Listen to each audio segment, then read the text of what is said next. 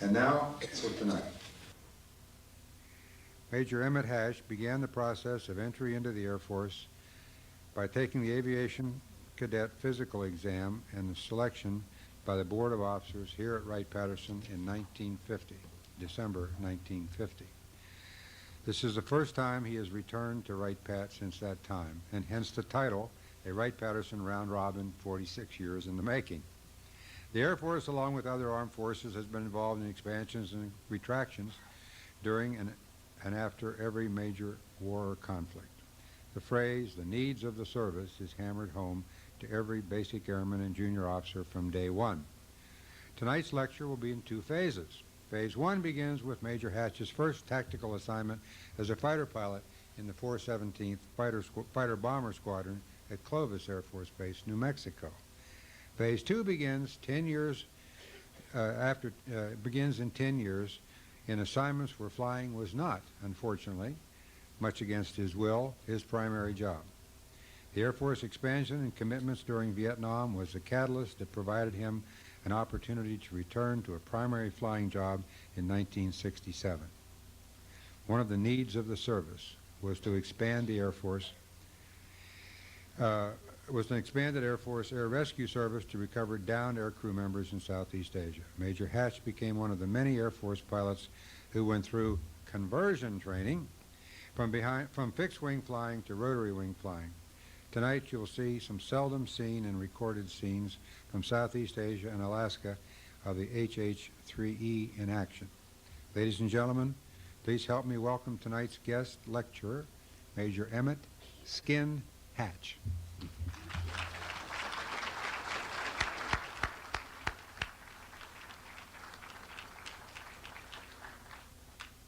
Thank you. Where's the laser pointer? Where is the laser pointer, Bob? No problem.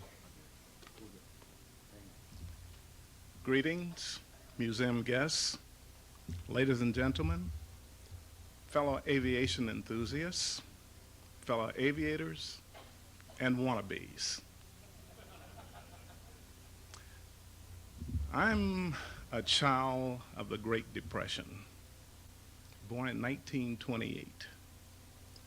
And that event has marked most of us born during that era with indelible things that we'll never be able to get rid of.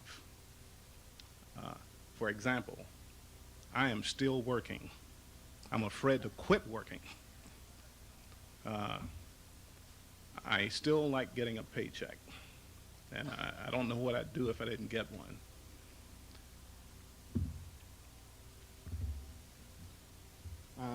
Let me tell you a little bit about my upbringing. I was born in Louisville, Kentucky. Went through the public school systems there in Louisville. And when I graduated from high school in 1946, my father said, "Wonderful, great. What are you going to do now?" Well, I said, "I'm going away to college." He said, "That's even greater. Because if you go, you're going to pay your own way." You know, the term wasn't in vogue then, but I thought that was a cold dude. But he said, "No problem, I'll get you a job." And he did. I was not able to go away to school, and so he said, "Well, what about Municipal College?" It was one block from where I lived. It was the last place on earth I wanted to go. So I said, "Well, I'll save my money, and then I'll get out of here." Well, 4 years later, I graduated. But that became one of the many coincidences in my life, because I graduated in June 1950. Guess what? The Korean War started in June 1950. And I lived 30 miles from Fort Knox, and I did not want to go into the Army. No way. So I sweated out the whole summer, enrolled in graduate school at the University of Louisville in September, and I think the draft notices came once a week. And finally someone told me about the Air Force, and I went down and ended up taking, well, a young man told me, he said, if you got 2 years of college, you can get an aviation cadets. And I said, 2? I've got 4. So he said, well, take this exam if you pass. And I said, you have doubts whether or not I'm going to pass? And I took the exam, passed, and I ended up here at Wright-Patterson in December 1950. And I passed the physical and passed the board of selection, which anyone going into an officer training program had to pass. And I got a 4-month deferment. In April 1951, I received a letter from the Air Force telling me that I had better join, or else my deferment would expire before I was called.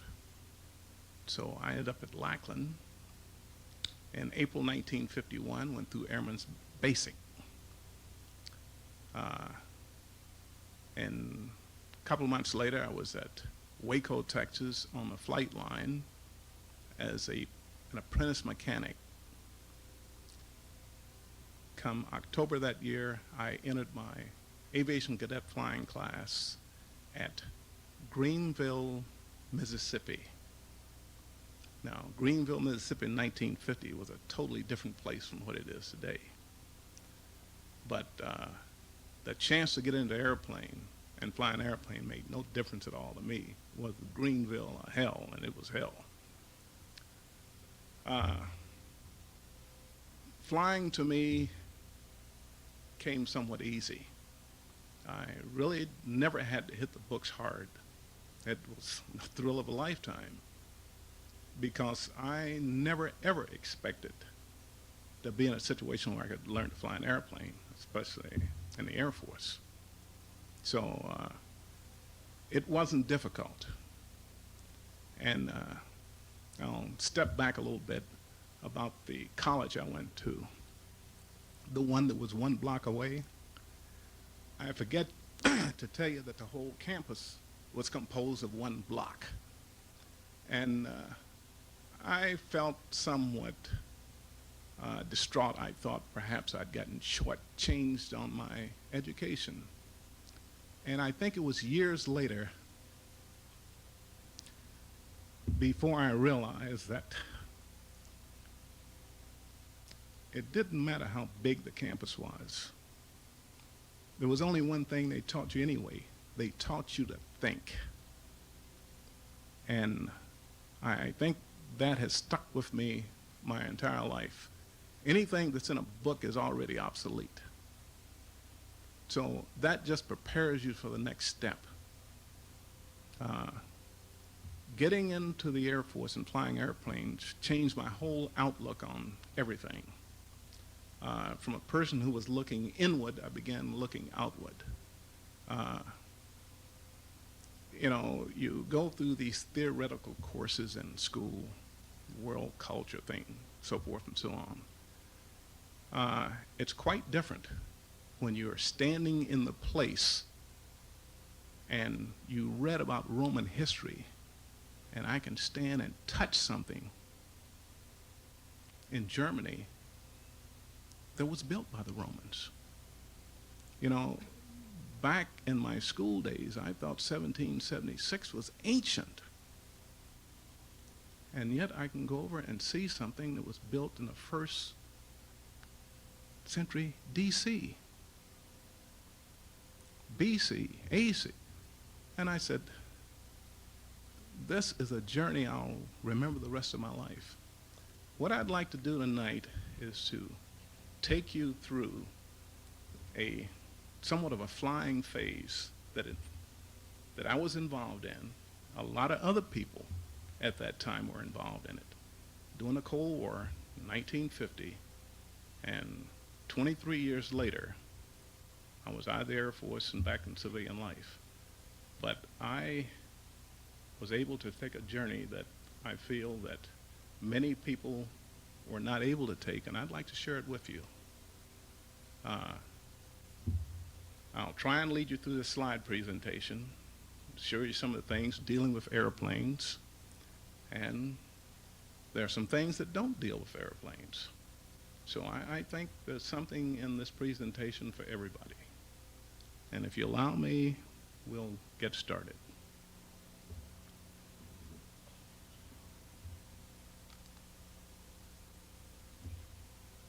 college student, 1950. This is about April 1950, and the next thing I knew, I was in an aviation cadet class, and I'd like to point out someone right now that many of you read about. This young fella standing right there. That's Fred Cherry. Fred Cherry, unfortunately, spent 6.5 years in the Hanoi Hilton. Many members of that class, and there were about 1,000 of us in 52 George, went to Korea. Many of them didn't return, and later on, many of them fought in Vietnam and didn't return. Last month, I attended a convention, a reunion rather, in Florida, and several of the guys were there, but many, many more were not.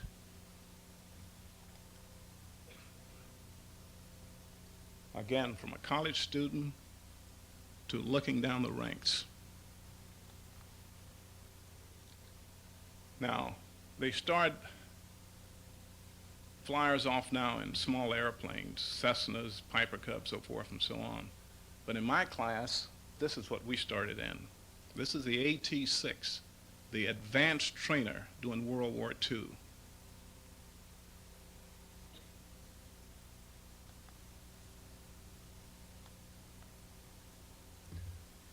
In basic, we flew the T-28. Now, those of you who've been through the museum, they have one down there. Beautiful airplane to fly, tricycle landing gear. It was a pussycat compared to the T-6.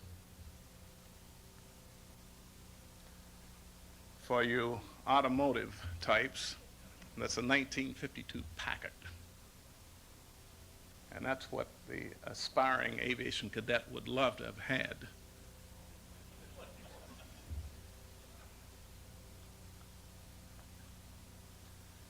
However, this was my first tactical airplane. Now, you know, kids talk about a Porsche now. Porsche doesn't compare. I mean, I have my name on a MiG killer. And this is my crew chief. If you can read, like I can't, that says Pilot Second Lieutenant E.E. Hatch. It don't get no better than that.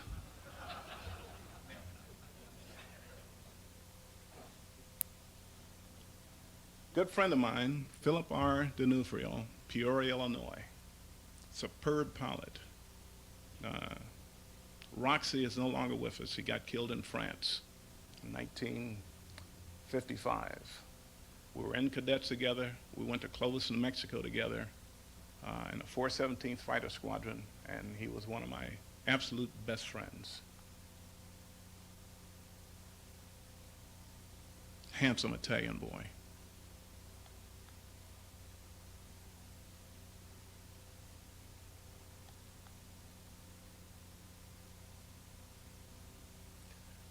These photographs were made on old Kodachrome, ASA 8 or 10 or something like that. These things were taken in 1953. The color is still beautiful to me. Clovis was in the middle of a drought in 1953, but we had a requirement to test our water survival gear. It didn't matter that the pool was 2/3 empty. We got out there and paddled around in a life raft on our Mae West, and we filled a square. We were getting ready to go overseas. This is during the Korean War, and instead of going to Korea, we ended up going to Germany. And again, one of those coincidences. The Czechs shot down an F-84. And we only had one squadron of F-86s in Europe at that time. They were in England, F-86As. And the F-84s and none of the other jet aircraft we had over there in Germany could compete with the MiG. So they sent the whole wing of our F-86Fs from Clovis, New Mexico to Germany. Now, for you aviation buffs, there was no mid-air refueling for fighters in those days. You fired it up, headed for the nearest airstrip, landed and refueled and kept moving.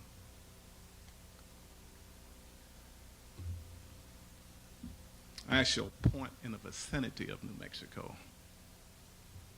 Sitting way out here, and we flew 75 airplanes, F-86s, down to Louisiana, to South Carolina, to Bangor, Maine, to Goose Bay, Labrador, BW-1 on Sassenach, Greenland, Keflavik, Iceland, to Prestwick, Scotland, and then into Germany. We're flying a near supersonic airplane, transonic. Took us 18 days.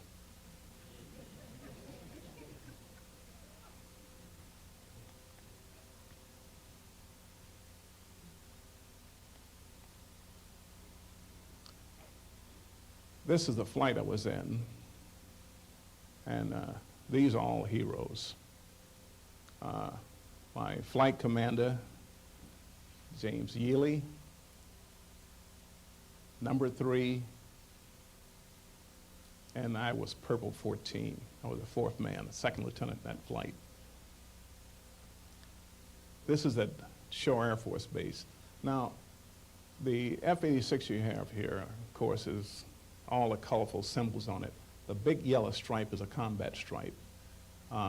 In Korea, a swept-wing airplane at high altitude looks like a swept-wing airplane. A MiG looks like an F-86. You can't tell. So before you fire, you've got to be able to identify the big yellow combat stripe, aid you in distinguishing between the MiG and the F-86. This is August 1953, and this is South Carolina. It's about 92 in the shade, and you see, obviously, he's soaking wet.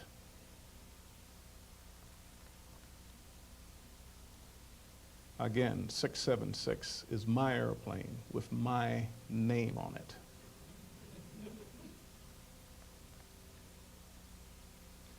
We stopped in Bangor, Maine. Weather at Goose Bay was too bad to go on, so we stayed in Bangor, Maine for 2 days. And I've always had somewhat restless feet, so I took a bus out to Bar Harbor, and that's what you have here.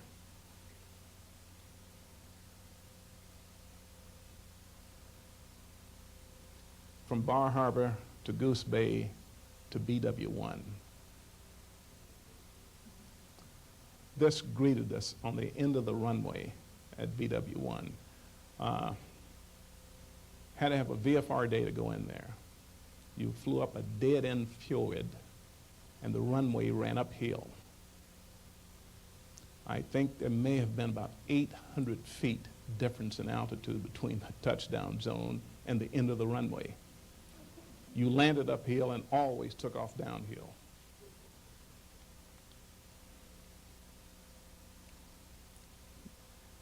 You could have taken a skiff right off the end of the runway and touched this thing. We came up that fjord, flew into here, and the runway was about where I'm standing. Now, weather, again, was a inhibiting factor, so we had to stay at BW-1 for 3 or 4 days. I've always had somewhat restless feet, so they told me about a dead glacier, and I went exploring. That's the glacier up there. So I wandered over these rocks and tried to get to it. That is water coming off that glacier. I got about 2 feet out there, and I thought I'd die. The water was so cold. So I had to back up and find another way, and I went up the mountain. You see the size of these rocks? Look at them now. But it was worth the climb, because when I got to the top, this is what I saw. Now, I'll tell you right now, many of my friends don't believe anything I say or anything I show them. You bought them in a drugstore. There were slides you got in a drugstore. You didn't see this. So, to counter those kind of arguments, I always do this.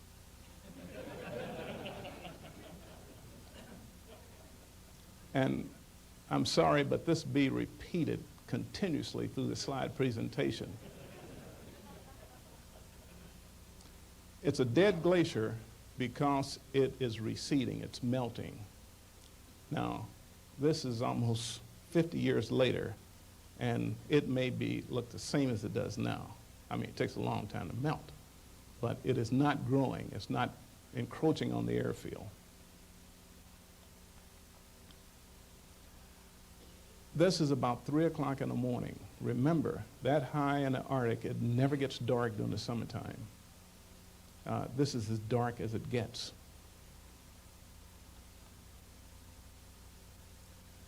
I have what we called a Pookie suit on. It was a survival suit, rubberized, waterproof suit with quilted underwear under it. And with all of this, maybe you'll last 20 minutes in the water. My idea was, if something happens, turn up the heat to the last minute. And then when you hit the water, it don't make any difference. Remember, single-engine airplane flying the North Atlantic. You don't have very many options. We finally arrived at Hahn Air Force Base, Germany. And this is our revetment, and this is the way it looked. And I spent the next 3 years at Hahn Air Force Base. One of my daughters here in the audience someplace. I have several children. I have 9, in fact. And each one of them was born in a different city, most cases a different country. I have 2 children born in Germany, 1 in France, 1 in Alabama, 1 in South Carolina, 1 in Idaho, 1 in Alaska, and 1 in Kansas City, 1 in Tuskegee, Alabama. So I've got an international group. Now, I initially said that being an aviator gave me an education I couldn't get otherwise. Now, again, I took world history and world culture and all that stuff, but I could walk into this town in Trier, Germany, and look at a Roman gate. I mean, this was mind-blowing. I mean, they were running streetcars right through it. You can see the trolley tracks driving right through it as though it was something built yesterday, and it's still there. Right outside the gate of the base is a Roman watchtower. You know, I can hear the conversation right now. Look at those barbarians. They're getting together again. Well, better send somebody down south to Rome and tell them, here they come again. But this was built by the Romans.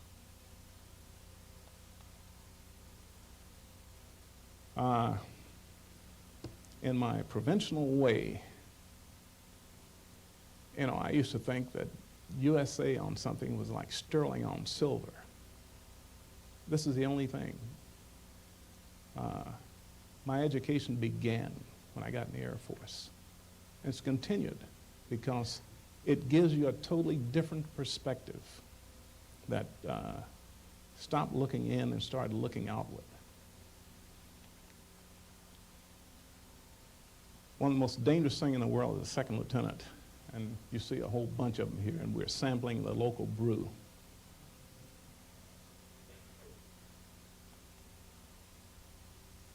But this is what we came for. And this is what we enjoyed, and this is what we did on a daily basis. This was the F-15, the F-16 of its day. And for those who have flown many airplanes, this is still one of the a true airplane, had no real bad, nasty habits.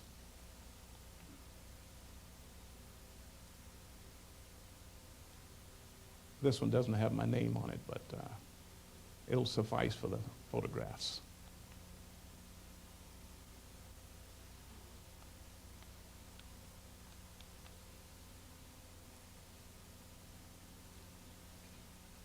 By the time these photographs were taken, we had a new squadron commander.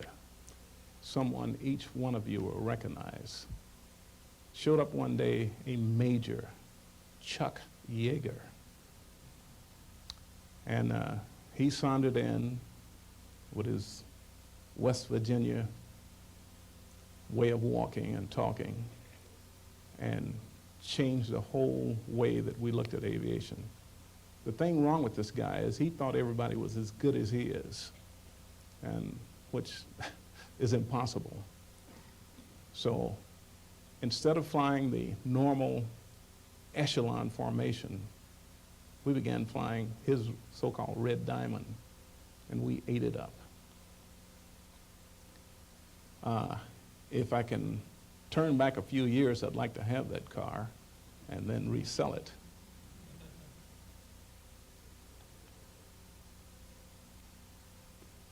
We did something else besides flying. Once in a while, we hit the ground and took a vacation. This was taken in Holland. Again, it was only a few hours away from where we were stationed.